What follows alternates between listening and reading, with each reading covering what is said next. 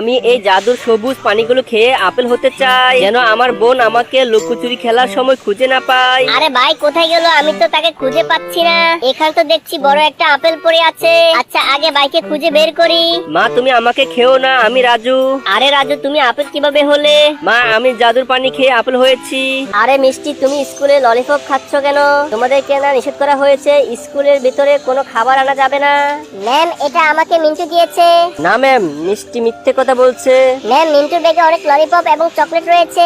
আরে মিন্টু তুমি মিথ্যে কথা বলছো কেন? তোমাকে আমি ললিপপ দিয়েছি, এটা তুমি ম্যামকে কেন বলেছো? আমি তোমাকে আর কোনো ললিপপ দিব না। এই রাজু তুমি কি করছো? বাবা আমি বালি দিয়ে একটি দুর্গ তৈরি করছি। আচ্ছা ঠিক আছে, তুমি খেলা করো, আমি অফিসে যাচ্ছি। বাবা তুমি দাঁড়াও, আমিও যাব তোমার সাথে।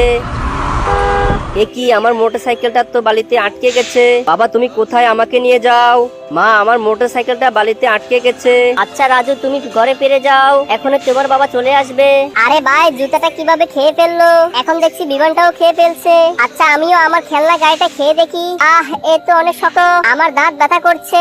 আরে মিনু তুমি কান্না করছো কেন? পায়ের জুতো এবং বিমানটা ছিল মার্শমেলোর তৈরি, তাই সে খেয়ে ফেলেছে। দাঁড়াও তোমাকে একটা দিচ্ছি, এটা খেয়ে দেখো। আরে মা তো গাড়ির চাবি রেখে ঘুমাচ্ছে, আমি এটা নিয়ে যাই। চলো বোন আমরা মায়ের গাড়ি নিয়ে ঘুরে আসি।